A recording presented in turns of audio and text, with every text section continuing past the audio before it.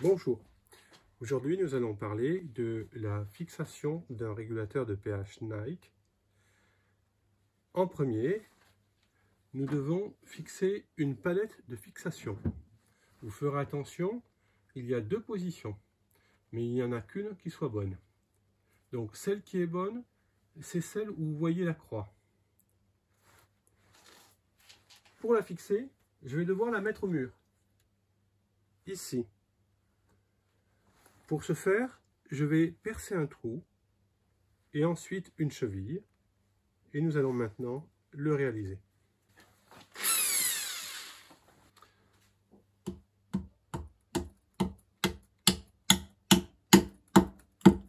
Là, j'ai écrasé, mais je vais couper.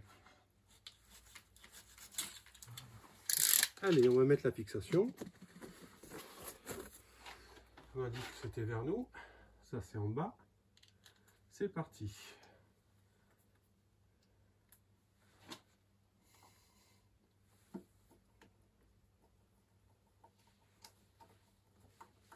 Voilà. Si besoin est, on peut disposer une deuxième cheville et vis ici. Maintenant, nous allons pouvoir fixer le régulateur de pH. Voilà, il est emboîté. Maintenant, nous allons parler de la fixation de la tuyauterie. Si vous regardez bien votre régulateur de pH, il y a une flèche montante, une flèche descendante.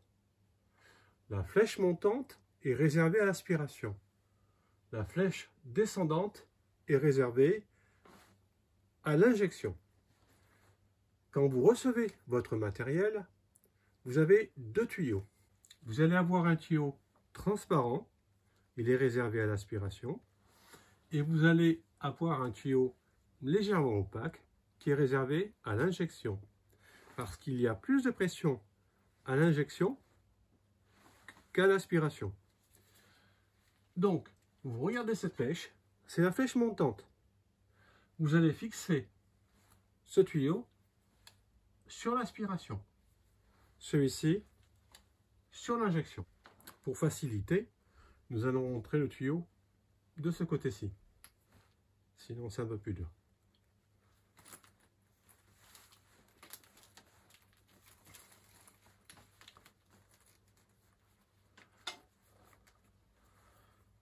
Nous allons devoir agrandir un tout petit peu. Alors, il va falloir forcer un petit peu. Voilà, comme suivant.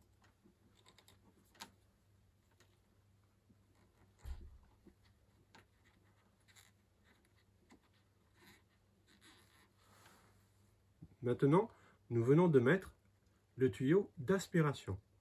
Maintenant, nous allons procéder à la mise en place du tuyau d'injection. Pour que ce soit plus facile, c'est bien de chauffer l'extrémité. Donc c'est ce à quoi je vais procéder maintenant. Le tuyau est ainsi devenu un petit peu plus souple. Voilà.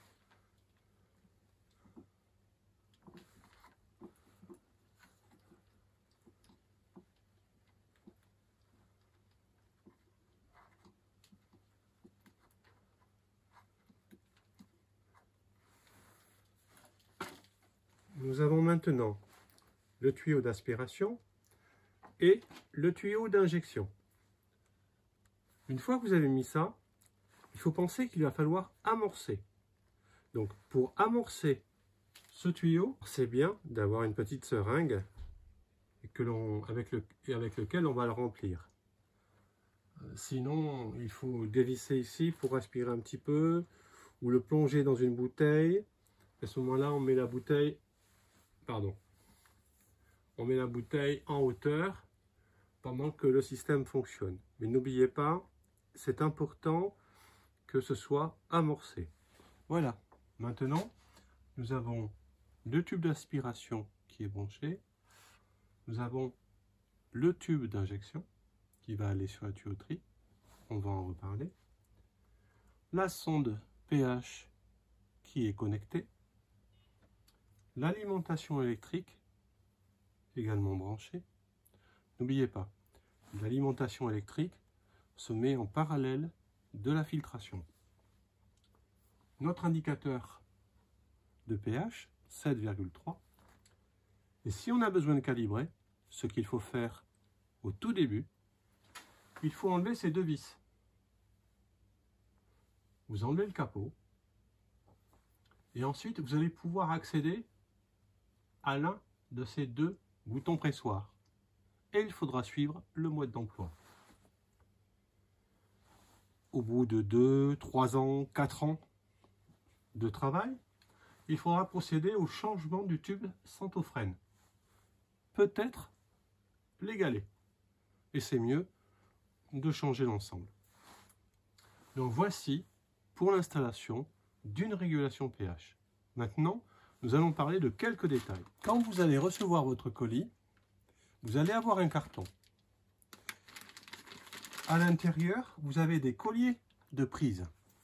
Et vous allez trouver un objet comme celui-ci. Ceci, c'est un porte-sonde.